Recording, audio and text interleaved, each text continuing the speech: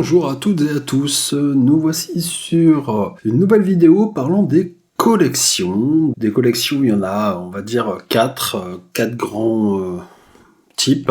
Et on va commencer donc avec les tableaux et les slices en Go. Savoir que la prochaine vidéo parlera des maps, donc des collections associatives, des tableaux associatifs aussi. On est parti donc sur le code. Donc, première chose, une collection, c'est quoi? C'est vraiment le fait de regrouper plusieurs éléments du même type. Donc là, les tableaux, on va par exemple faire des tableaux d'entiers, des tableaux de chaînes de caractères, etc., etc. Pareil pour les slices ou autre. Alors, si je prends un exemple où j'ai une classe, et dans cette classe, j'ai besoin de récupérer des notes. Donc je vais dire, par exemple, Sam, il a eu 10, pas bien. Anto, il a eu... ça n'a pas grande importance des notes. Voilà, mon fils travaille bien, on va lui mettre 19, etc. Et donc là, vous voyez que ça risque d'être compliqué à gérer tout ça, puisque si je souhaite faire une moyenne, comment je pourrais faire avec ce code? Il faudrait que je prenne mes 3 variables, et si j'en avais 5, les faire, les additionner, etc. Ça va devenir très compliqué à gérer. Donc, au lieu d'utiliser cela, il existe donc des structures de données différentes. Et donc, il existe les tableaux. Un tableau s'écrit comment? Eh bien, on le déclare avec var, je vais l'appeler note. Et ici, il va falloir lui donner une taille. Donc je vais lui dire par exemple, je vais faire un tableau de 5 notes. Donc on ouvre nos crochets, on vient mettre le nombre de notes que l'on souhaite rentrer, et ensuite on vient lui dire de quel type c'est. Alors là j'ai fait un int, je pourrais changer éventuellement en mettant un float par exemple, un float 32, il y en aura assez, étant donné que les notes vont de 0 à 20. Et voilà, j'ai déclaré mon tableau. Maintenant, c'est bien beau, mais la déclaration, c'est intéressant, mais comment je peux rentrer des informations à l'intérieur de ce fameux tableau de 5 cases? Eh bien, je peux le faire de différentes manières. La première manière, pas forcément pratique, mais qui fonctionne en tout cas très très bien, c'est d'utiliser le nom de sa variable. On lui ouvre les crochets et on vient lui donner l'index de notre tableau. Donc notre tableau, ici présent, il faut vraiment le considérer comme un tableur Excel, et vous êtes dans une ligne d'un tableur Excel avec des colonnes. Donc c'est-à-dire que je souhaite par exemple mettre ici, on va mettre 10, enfin, hop, ça, on va les mettre 9. Alors, je mets pas de virgule, forcément, mais c'est pas gênant. Et puis, allez, 18. Donc, en faisant cela, je viens mettre 5 éléments dans un tableau. Et ce tableau, comment je peux récupérer les informations? Eh bien, quand on fait un tableau normal, on travaille avec des indices, avec des index. C'est-à-dire que nous sommes en informatique, le premier nombre, c'est 0. Eh bien, je vais donc lui dire, je souhaite récupérer, à mon emplacement 0, l'information du 12. Ou en tout cas, lui mettre une information. Et puis ensuite, on a l'indice 1, l'indice 2, l'indice 3 et l'indice 4. Voilà comment on peut utiliser un tableau. Mais c'est vraiment, prenez vraiment l'exemple d'une ligne dans Excel avec vos colonnes. Et là, on lui dit qu'on n'aura que 5 colonnes. Alors, quand je dis Excel, c'est Excel ou tableur, peu importe. Et donc, c'est ce que je vais faire. Ici, je vais lui dire, tiens, à mon emplacement 0, j'aimerais que tu mettes la note de 12,3 par exemple. Et vous voyez que ça fonctionne, puisque là, je lui ai bien mis un float, même si j'avais mis un int, il n'y avait pas de souci, et je vais répéter cette structure en lui donnant donc 1, et puis je vais lui donner ici une note à 9,90, très bien. On continue avec note de 2, etc., etc. Attention, l'indice, on l'a vu là-haut, il va jusque 4, puisqu'on démarre à 0. Donc on a bien 1, 2, 3, 4, 5 éléments. Donc ça, c'est la première solution que l'on peut faire pour donner des informations. Et maintenant, sur ce tableau, si je souhaite le parcourir, ou même aller récupérer une information, c'est-à-dire, je veux par exemple afficher, eh bien, allez, je sais pas, l'indice, on va prendre l'indice 2, et bien pareil, je viens lui dire note, indice 2. Et en faisant cela, je vais donc, c'est pas ce que je voulais, voilà, j'ai bien la note de 14,2, puisque j'ai bien donné l'indice numéro 2. Ok. Et là, vous voyez peut-être pourquoi je vous ai montré les boucles juste avant. Effectivement, si on veut lister tout ça, on va pouvoir utiliser une boucle for en lui disant écoute, je veux effectivement que tu boucles sur ce tableau, et donc la première écriture que l'on connaît, on va le dire qu'on a un i, que l'on déclare, donc 2 points égales. On démarre notre tableau à 0, donc je mets bien 0, et on lui dit tant que i est inférieur, ici à combien? Eh bien 5, puisqu'il s'arrêtera à l'indice 4, donc je mets bien 5. J'oublie pas ma post-itération avec mon plus, et ensuite je lui dis, eh bien, tu m'affiches tout ça avec mon println. Tiens, il n'a pas aimé.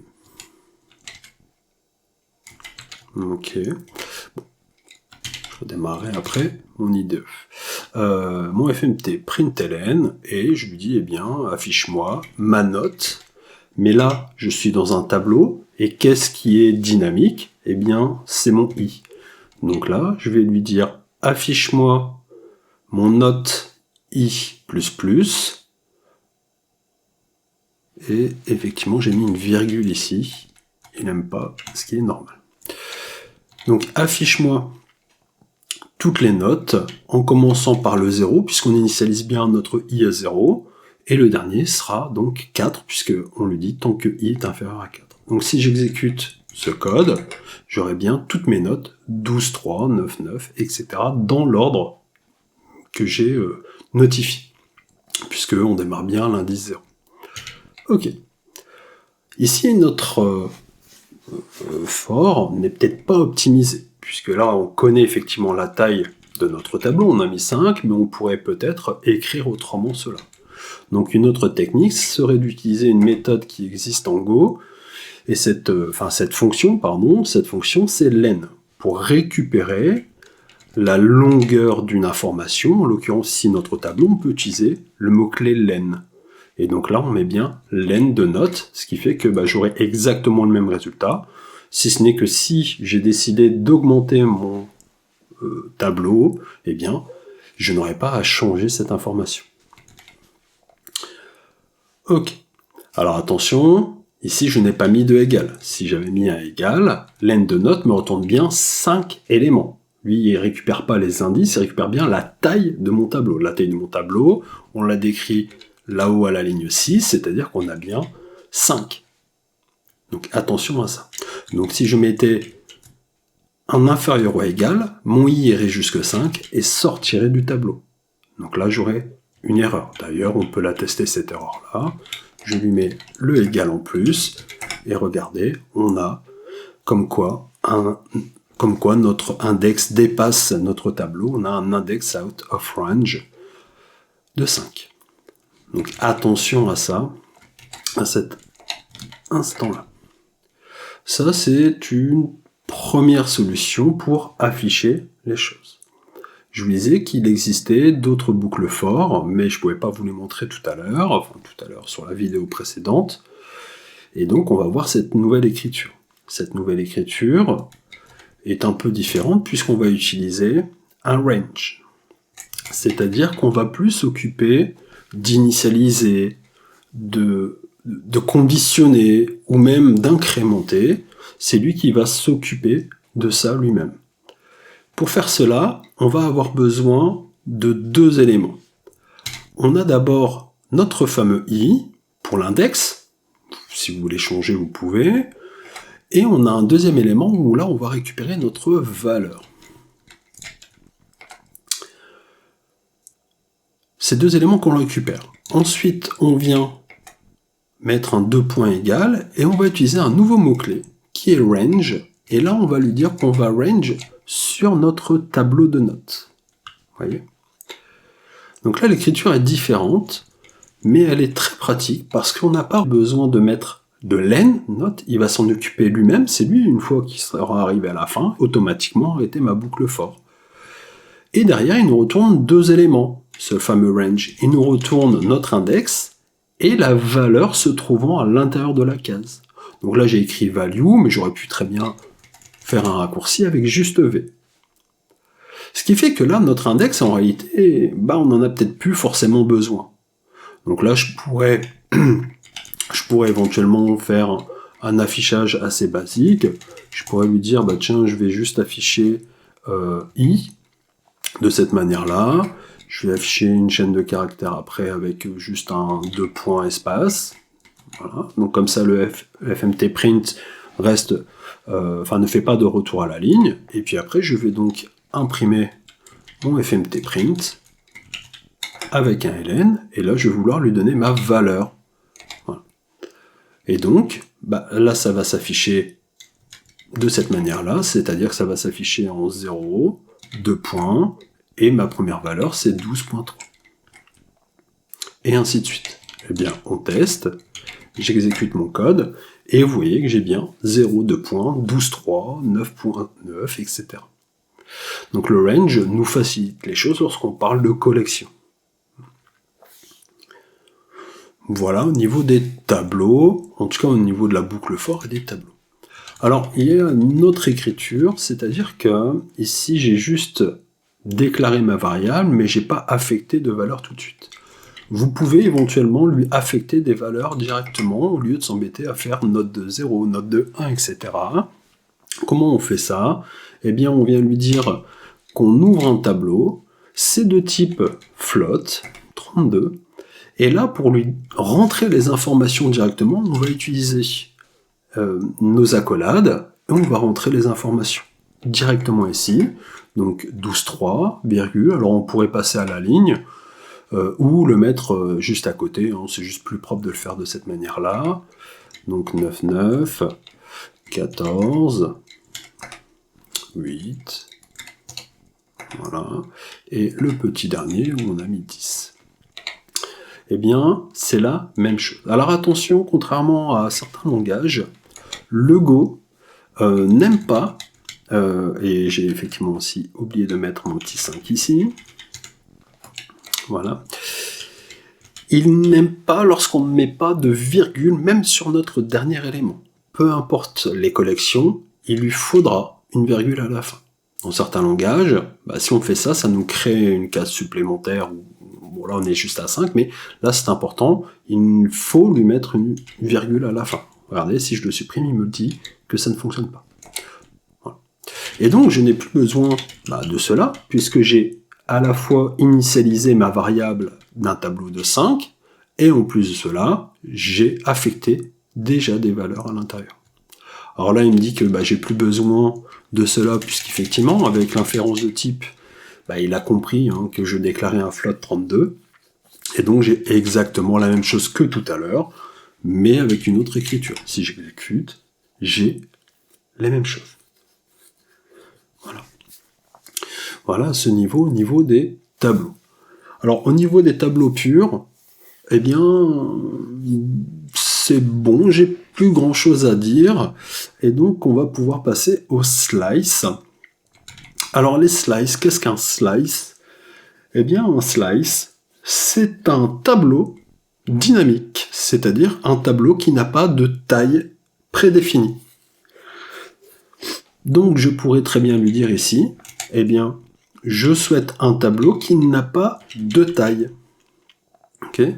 Si j'utilisais mon tableau 5 ici et que j'essayais de lui donner une autre valeur, comme ça, eh bien j'aurais une erreur, puisque là il me dit bien, attention, je n'ai le droit qu'à 5 éléments et tu en as mis un 6e. Donc si on veut un tableau un peu plus dynamique, eh bien dans ce cas-là, on ne met pas de taille. Et dans ce cas-là, c'est ce qu'on appelle un slice. Dans d'autres langages, on pourrait dire que c'est une liste. Voilà. Ici, en Go, c'est un slice. En JavaScript, on appelle ça une liste. Enfin, tout est liste en JavaScript, mais en Java, on pourrait appeler ça effectivement des listes, comme des array lists, linked lists, etc. Ici, on appelle ça des slices. Au final, tout est pareil. Si ce n'est que j'ai rajouté un élément, le 12, et ça s'affiche. Mais ce qui est bien avec celui-ci, c'est que le fait de limiter, enfin de ne pas limiter la taille, eh bien, je vais pouvoir lui indiquer, ou en tout cas lui rajouter des choses. Donc ça veut dire que, alors l'écriture pour rajouter des choses sont un peu bizarres, mais c'est comme ça qu'il faut faire. C'est-à-dire qu'on vient lui dire qu'on vient modifier son information en faisant un append. Donc je lui dis, mon tableau qui s'appelle note, eh bien en réalité ça va être quoi? Ça va être un append de lui-même, donc mon tableau s'appelle note, et là, je lui donne en deuxième élément l'élément que je souhaite rajouter. Et là, on va lui dire par exemple un 6.8. Et en faisant cela, je lui ai donc rajouté un élément. Alors, je vais même le mettre au-dessus, de cette manière-là. Comme ça, on va voir directement dans notre boucle. Si je teste, eh bien, vous voyez bien que j'ai un 6e élément, en tout cas un 6e indice, donc un 7e élément, et j'ai bien 6.8. Donc je peux effectivement faire cela. On peut aller encore plus loin, bien entendu, on pourrait lui passer un tableau et utiliser les 3 petits points, enfin on verra ça plus tard, on verra pourquoi utiliser les 3 petits points et ce que ça représente. Mais en tout cas, voilà, un slice et un tableau, bah, ce sont quasiment les mêmes choses, si ce n'est que un tableau est limité par sa taille, parce qu'on lui donne une limite, un slice n'a pas de limite. Alors, autre chose qui peut être intéressant, je peux afficher, ou en tout cas je peux récupérer des éléments d'une manière où par exemple je souhaite récupérer de l'indice 2 à l'indice 4, par exemple, et dans ce cas-là je pourrais très bien lui dire, bah tiens, imprime-moi les informations de mon tableau qui appartiennent, enfin qui commencent à l'indice 1 à la limite. Bon, on va mettre l'indice 2, 2 points, et jusque l'indice 4 exclu. Donc c'est-à-dire que là j'aurai 14,2 et 8.0 qui seront affichés. Si on teste, j'ai bien 14,2 et 8 qui sont affichés.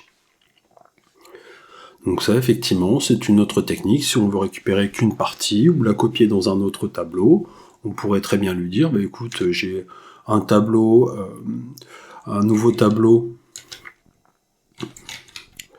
de notes, limite on va l'appeler notes, de cette manière-là, et ce tableau, eh bien, est égal à mes notes, allant de, on va le dire de 0 à 5. Voilà.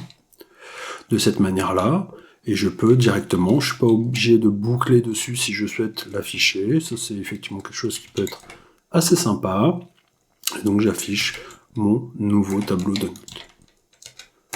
Voilà.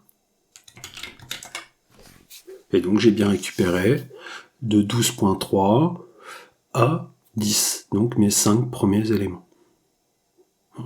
Donc on peut faire ça, et sachez qu'on peut également faire cela sur des chaînes de caractères. Utiliser cela sur une chaîne de caractères en faisant, par exemple, mon name, qui est égal à Samuel. Ouais, Samuel. On va faire ça, et puis je vais, pareil, afficher cela, et je vais afficher les 3 premières lettres avec mon name, crochet, de 0 et jusque 3. Encore une fois,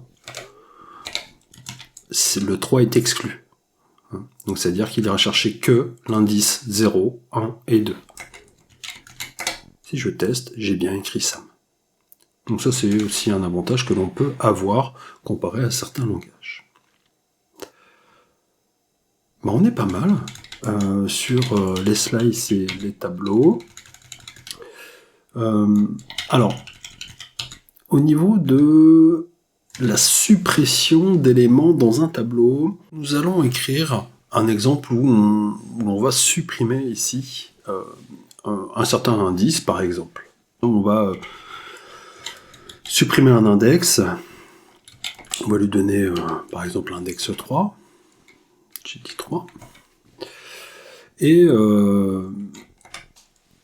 il n'y a pas réellement de suppression, voilà. Donc comment on fait ça? On va faire comme tout à l'heure, c'est-à-dire qu'on va lui dire que not, append not, mais en réalité non. On va prendre en premier la partie que l'on garde par rapport à notre indice. C'est-à-dire, je commence à 0, je mets mes 2 points, et jusqu'où je veux récupérer cela. Donc je lui dis, je veux aller jusque 3. Donc mon indice. Donc ici, je pourrais lui mettre mon index. C'est-à-dire que je lui dis, je coupe en gros mon tableau, et je récupère la première partie. Et ce que je veux, ensuite, c'est lui rajouter, non pas l'autre partie complète, mais je veux lui rajouter, mon tableau à partir de mon index plus 1, donc plus 1, je supprime cela. Et on doit lui mettre les 2 points, mais là on ne connaît pas réellement la taille de notre tableau à l'heure actuelle. Enfin, on pourrait avec le len, mais comme on en perd 1, on préfère pas. Mais il faut savoir, c'est qu'il y a un raccourci. C'est-à-dire qu'on peut très bien mettre juste le start 2 points, et le end, ça veut dire jusqu'à la fin. Pareil ici, j'ai mis 0, mais nous ne sommes pas obligés de le mettre. Si je retire mon 0, il va comprendre qu'on veut démarrer depuis le début, 2 points, et ensuite on va jusqu'à l'index.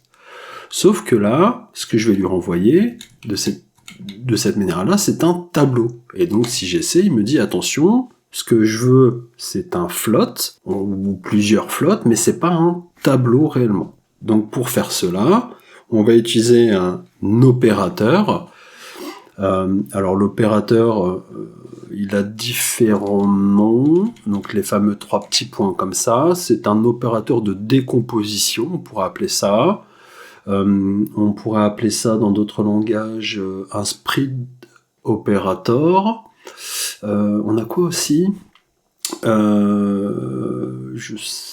Ellipsis. Ouais. Rest operator aussi. Enfin bref, en tout cas ici on appelle ça un opérateur de... On peut l'appeler ellipsis, vous l'appelez comme vous voulez, mais ça décompose. C'est-à-dire qu'en faisant cela, je transforme mon tableau non plus en... Enfin, je le transforme, donc il n'est plus réellement en tableau, mais il est en une suite de float 32. Et donc là, je n'ai plus d'erreur à cet instant-là, puisque j'ai bien une suite de float 32, et plus, en fait, un tableau.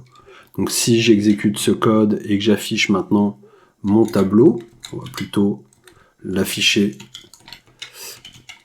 avant, enfin l'écrire avant de l'afficher, voilà. Eh bien on voit qu'à mon indice 3 qui était 8, ici, eh bien je ne l'ai plus. Il a bien supprimé cet élément. Voilà un petit peu ce qu'il y avait à dire sur les tableaux et les slices, et je pense qu'on est bien. Et donc on parlera plutôt des maps la fois prochaine, donc sur la prochaine vidéo. Sur ce, bon courage et une bonne journée à toutes et à tous. Ciao!